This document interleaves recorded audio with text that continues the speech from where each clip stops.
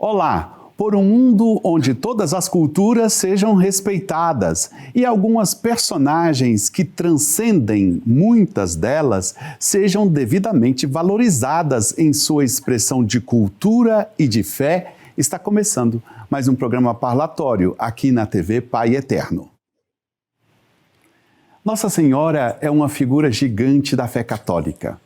A teologia contempla sua maternidade divina, mas as culturas de várias regiões do mundo a associa a figuras femininas variadas, inclusive a figuras de mulheres de religiões muito mais antigas do que o cristianismo. No fim das contas, a Mãe de Jesus e nossa é uma inspiração humana que impacta as culturas. E a devoção mariana, isto é, o caminho e o amor que se torna culto em torno de Maria Santíssima, também se torna elemento que ocupa espaços no imaginário cultural, na cabeça das pessoas. É preciso conhecer mais esse fenômeno, tanto para nos ajudar a conhecer melhor os caminhos de Deus fora dos ambientes dos templos, como também para nos ajudar a realizar o culto mariano com maior empenho e cuidado, de modo a oferecer a toda a sociedade um exemplo soberano de amor e carinho por Maria de Nazaré, a Mãe de Jesus e nossa. Para conversar conosco sobre o impacto que a devoção a Nossa Senhora produz na cultura e que a cultura produz na devoção mariana em geral, nós convidamos uma especialista, a jornalista Flávia Gabriela, doutora em comunicação e professora universitária.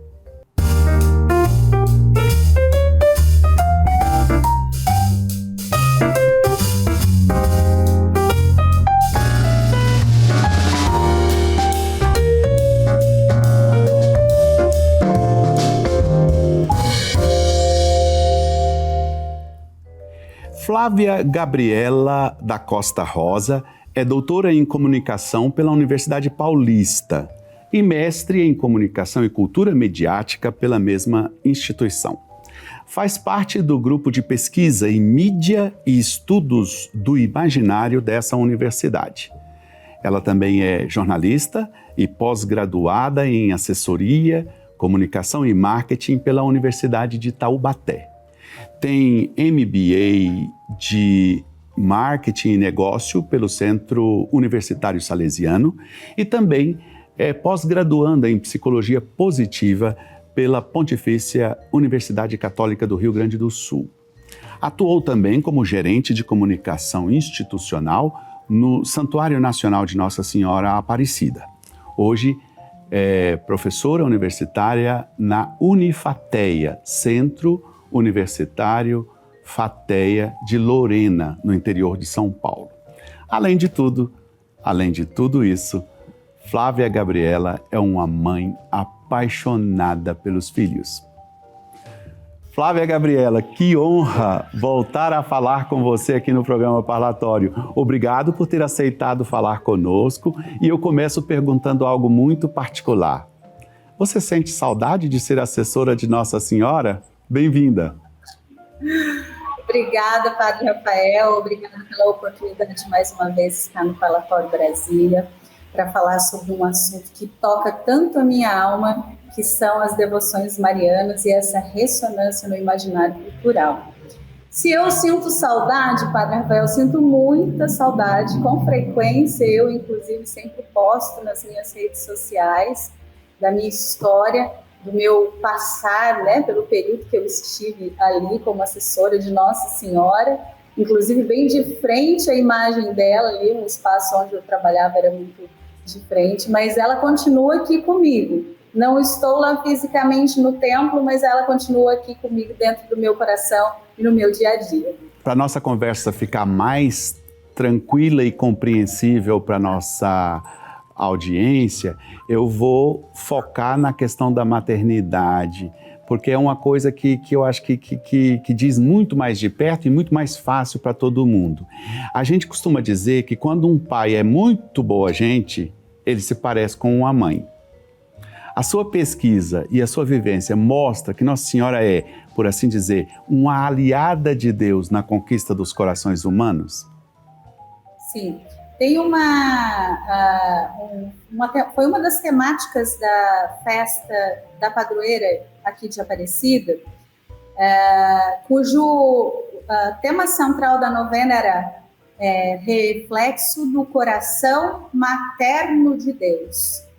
Então, quando nós olhamos para Nossa Senhora como esse reflexo do coração materno de Deus, isso nos diz muito dessa função de fato do pai, né, do masculino dentro da construção da identidade individual. Trocando um pouco essa fala que o senhor fez, né, a gente vê circular muito pelas redes sociais, eu também sou uma pesquisadora de mídia, a frase assim, todo príncipe mostra que ele foi educado por uma rainha, né? E o que essa frase nos fala? Que quanto mais existe essa construção da identidade a partir da presença da mãe, e a mãe ela consegue mostrar para esse masculino, né, para esse menino, o quanto ele precisa respeitar as outras mulheres que passarão pela sua vida, sejam as suas irmãs, as colegas de trabalho e as suas esposas, quem sabe, ele terá uma relação de respeito, de sobriedade e de inteireza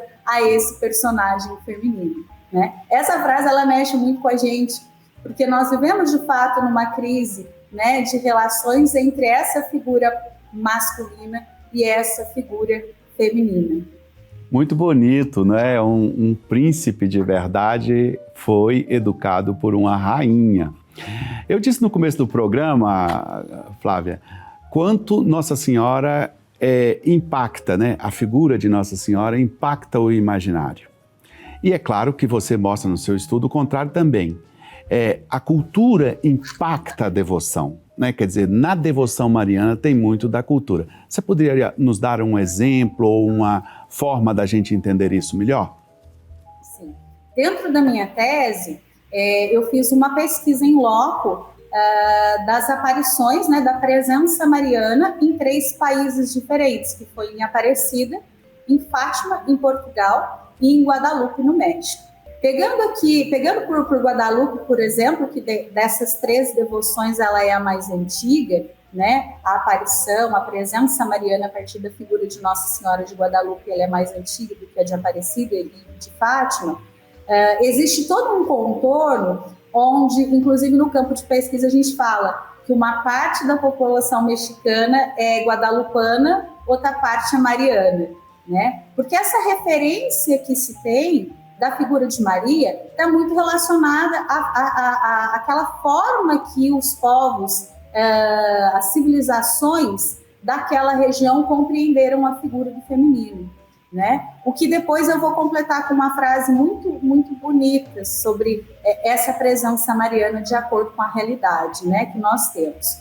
Nossa Senhora, ela sempre vai se apresentar para nós, né, e a minha pesquisa fala sobre isso, ela sempre vai se apresentar para nós da maneira que melhor nós compreendamos a nossa relação com a mãe, né? Então, assim, como em toda relação materna, né, e eu sou prova viva disso, né, como toda relação materna, a figura da mãe, ela encontra uma conexão tão íntima com o seu filho que ela pode vir de formas diferentes, mas a forma de conexão, a fala, ela entende tudo que o filho fala. Mesmo que aquilo que o filho fala é diferente do outro filho ou de qualquer outra pessoa, né? Uma criança, por exemplo, que tem uma dificuldade de comunicação, a mãe a compreende em todos os gestos. E ele compreende a mãe em todos os gestos. No olhar, no sentir, no choro, né? Então, não precisa traduzir isso de uma forma codificada, muito complexa, porque os corações se encontram, né? Em Aparecida, quando aconteceu o encontro da imagem, o país vivia um processo de pobreza e de uma certa... de um movimento cultural impulsionado pelo Império, pelo poder político da época, onde as pessoas estavam passando muitas dificuldades, principalmente ali na região onde a imagem de Nossa Senhora Aparecida foi encontrada, na vila onde ela foi encontrada, né? E quando a gente tem essa percepção de uma imagem que foi encontrada em duas partes dentro do Rio Paraíba, enegrecida pelas águas do rio, porque ela não era enegrecida quando ela foi lançada, né? Ou quando, pela graça divina, ela se materializa, né? A nossa compreensão de coração de filhos, porque essa relação do nosso diálogo, ela dará sentido específico à fala de cada um, ao sentimento de cada um. Ela traz para a gente uma visão da psicologia analítica muito interessante. As águas lamacentas, as águas lodosas, elas são escuras como o nosso inconsciente. Então, isso do nosso campo de estudos, além de trazer para a gente a percepção de uma nova esperança, traz a nós também uma percepção de uma nova forma de olhar o mundo a partir da presença feminina e a partir do acolhimento que naquele tempo aquele grupo de pescadores, aquela vila, ela precisava sentir. E em Fátima, já num processo onde nós já vivemos um mundo mais povoado por outros elementos de medo, inclusive, né, pós-guerra, e tantas outras coisas naquele sentido que avassalavam, principalmente as pessoas que moravam naquela região, ela traz o conforto da presença, da aparição a 3 pastorinhos, onde ela diz, né, de qualquer forma, olha, saibam que eu estou aqui. Então, essa materialização do sentido e do diálogo materno é a maior beleza que as devoções marianas elas podem trazer e que tem para a gente um significado muito importante sobre essa relação verdadeira, existente e genuína entre mãe e filhos. Maravilha, maravilha de exposição. Eu vou precisar pedir um instante a mais da sua paciência, porque eu preciso fazer um rápido intervalo. Daqui a pouco nós voltamos a falar de Nossa Senhora, de cultura, com a pesquisadora Flávia Gabriela. Até já!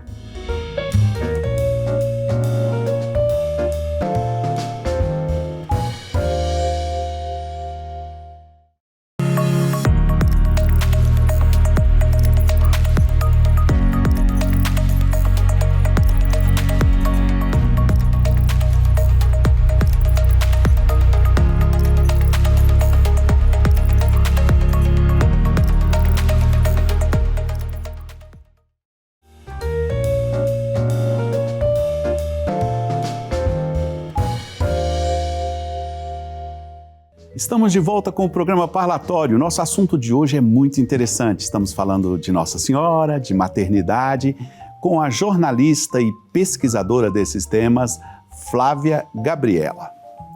Flávia, eu sei que você é uma mãe muito devota aos seus filhos, porque eu te conheço.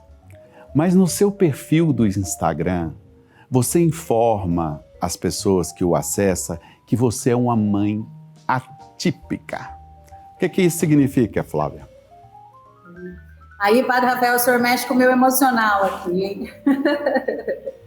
Bom, a palavra, a expressão maternidade atípica, ela é designada com muita frequência, ela é usada com muita frequência para nós designarmos a modalidade de mãe que tem crianças com algum tipo de necessidade específica, né? Uma criança que tem algum tipo de deficiência, seja uma deficiência física e seja uma deficiência intelectual. Hoje, eu sou uma mãe atípica, né? De uma criança que é o Titi, o Tiago Henrique, que vai fazer 2 aninhos, e que tem acondroplasia, ele tem o nanismo, que é o tipo mais comum de acondroplasia, que é um tipo de displasia esquelética que promove a malformação óssea do corpinho do indivíduo. Pois é, e eu conheço o Titi, e eu amo o Titi, e eu amo o modo como você cria seu filho, sua família cria o Titi. Obrigado por nos dar esse testemunho. Eu vou voltar então para o assunto que você não vai ficar emocionada. A sua atuação como pesquisadora do imaginário tem dado que tipo de impressão do que Porque eu sei que eu estou falando de uma outra atuação, não da tese, mas lá da universidade que você mexe com estudos sobre o imaginário. Que impressão, Flávia, você tem do que pensa o povo brasileiro? Olha, Padre Rafael, quando eu vou para a sala de aula, e hoje os alunos eles chegam à universidade cada vez mais cedo, com 17 anos, com 18 anos, eles ficam muito impressionados em observar que, midiaticamente, toda a produção, que a gente chama de produção midiática, que é aquela que vem mediada por algum tipo de meio, né? Seja a internet, seja o computador, seja a TV, seja o rádio, ela traz consigo um elemento fundante que constrói a identidade de um grupo social. Então, quando, por exemplo, nós falamos hoje sobre a naturalização da violência, como se a violência ela não nos interpelasse mais profundamente, a ponto de nós nos sentirmos incomodados, mas que, de certa forma, isso alimenta uma sombra individual. E eu percebo que eu, de forma violenta, me relaciono com os meus processos individuais, eu paro para pensar que tipo de imagens eu estou consumindo. Eu digo imagens, filmes, vídeos, né? Músicas, propagandas. E como é que eu me relaciono com isso? Tudo aquilo que a gente vive hoje socialmente, tudo aquilo que a gente vê se materializar, seja num crime, ou seja numa forma bonita das pessoas mudarem a sua forma de se relacionar, e a gente vai falar de coisa bela, né? O indivíduo parece que despertou, por exemplo, para a necessidade do cuidado com o seu espaço social, né? De estar mais próximo da sua família, porque a pandemia mostrou o quanto nós estávamos separados uns dos outros, né? E quando eu trago isso para o imaginário cultural, o que eu penso? Que lá quando a gente vê a propaganda da margarina, falando, por exemplo, de uma família feliz, qual que é a tentativa daquela peça, né, daquela propaganda? É mostrar que juntas as famílias elas podem ser mais felizes, que os vínculos reais eles superam o sentido de conexão que a gente conhece hoje, que é a conexão relacionada à internet, né? E esses vínculos eles precisam ser fortalecidos. Então isso vai ficando na nossa mente de uma tal forma que a gente absorve aquilo e a gente pode reproduzir isso de uma forma positiva ou de uma forma negativa. Esse é o poder do imaginário cultural, né? Sem perceber, nós vamos nos enredando num processo de construção imaginária e aquilo vai se sedimentando, se cristalizando e tomando forma física no nosso ambiente físico. Por isso que o Edgar Morin, que é um dos pesquisadores que são, um dos estudiosos que são a base da minha pesquisa, ele fala disso num dos livros dele de uma forma das entrelinhas, né? Cuidado com as imagens que você coloca dentro da sua casa, a casa que ele se refere ao nosso corpo, né? Então, como que isso impacta a vida das pessoas? Se eu faço uma relação como essa com a violência, ou com a relação social da família, ou até com a sustentabilidade, parece que as pessoas também despertaram um pouco para a importância do cuidado com o meio ambiente, né? Eu posso levar isso para o lado da questão feminina também. Quem é a mulher na sociedade atual?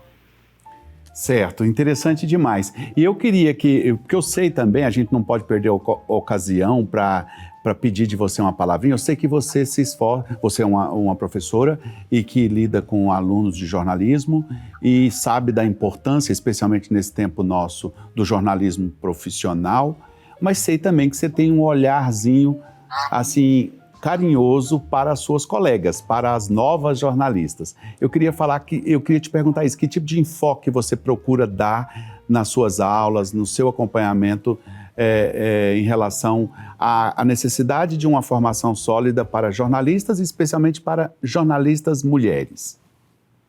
Existem vários vieses nesse sentido, Padre Rafael, que são vieses que eu pego me refletindo com frequência, porque eu penso que a gente tem que ter muito cuidado com a questão da coerência, né? O que de fato é coerente, faz sentido, e o que não é coerente, né? A palavra de Deus já nos fala, né? Tudo posso, mas nem tudo me convém.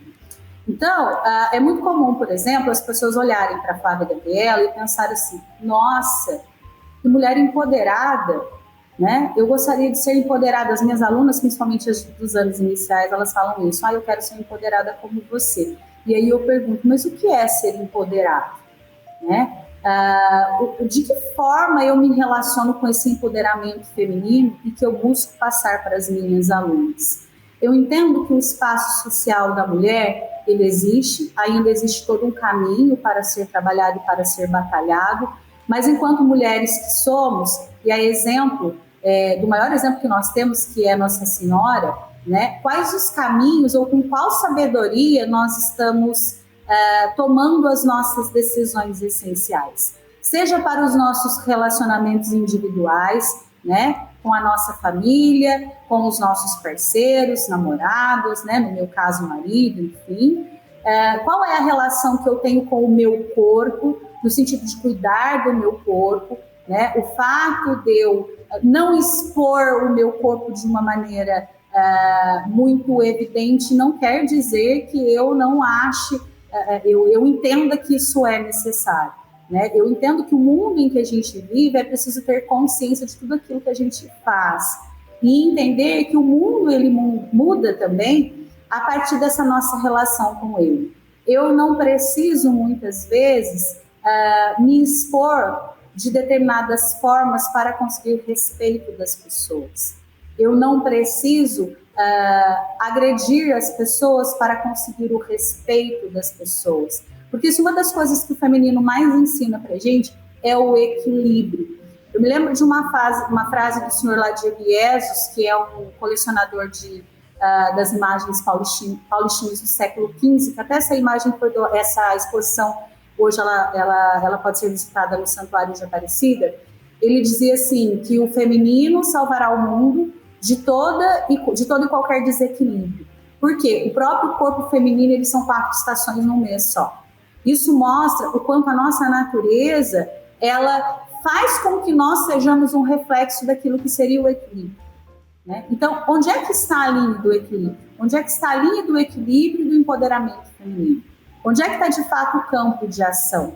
De que forma a gente deixa isso exposto para as pessoas, né? Hoje em dia é muito comum nós ouvirmos relatos do relacionamento abusivo, né? Isso tanto do homem para a mulher, quanto da mulher para o homem. Como é que eu me relaciono com isso? Quais são os limites que eu coloco para mim mesmo dentro dessas relações que vão consumir, que ultrapassam todos os limites e que causam para mim até problemas de saúde, né? Então, quando eu levo isso para as jornalistas, para as mulheres, especialmente, eu sempre falo sobre isso. Principalmente, Padre Rafael, se ela faz parte de um outro grupo de minoria. Eu disse a uma aluna minha no finalzinho da formatura, que foi na semana passada, olha, você tem noção do tamanho da sua responsabilidade?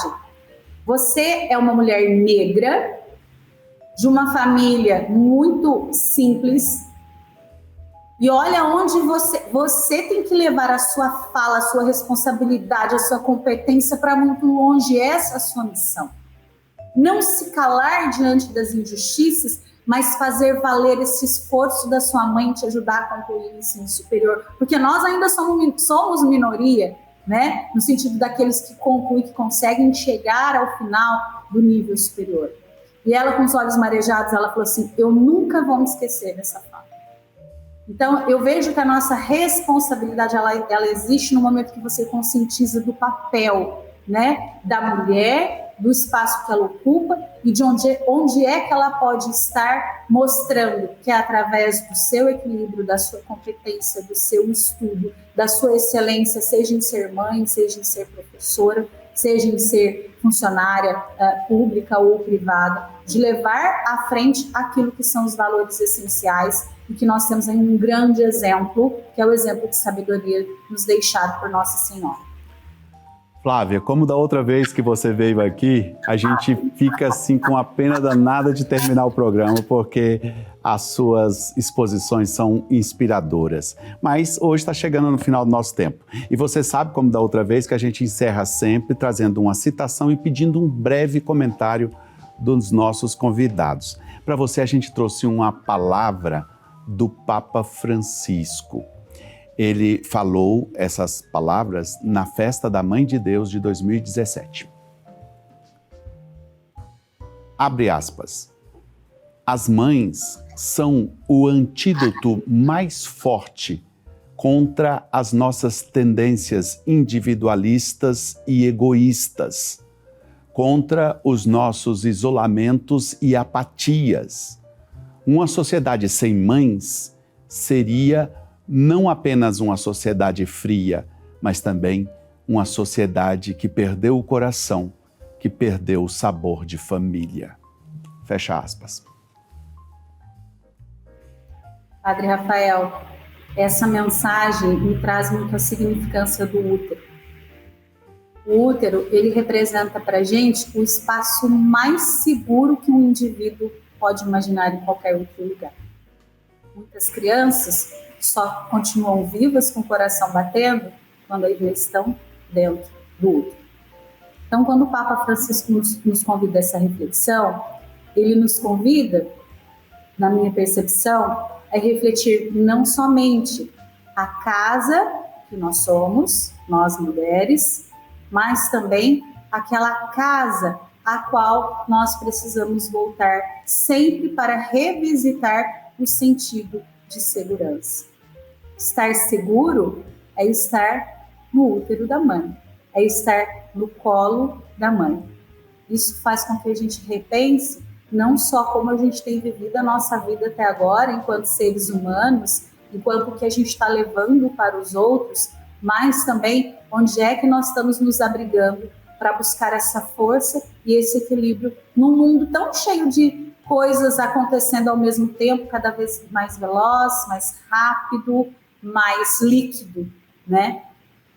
É isso. Obrigado, viu? Muito obrigado. Flávia, é um prazer sempre renovado receber você e foi uma gentil disposição da sua parte de nos atender. Um abraço e obrigado. Eu que agradeço e fico sempre à disposição para esses diálogos tão profícuos e tão cheios de alma que acontecem através do Parlatório Brasil. Amém. Agradeço também a você que esteve conosco no programa de hoje. Continue com a TV Pai Eterno. Um abraço e até a próxima.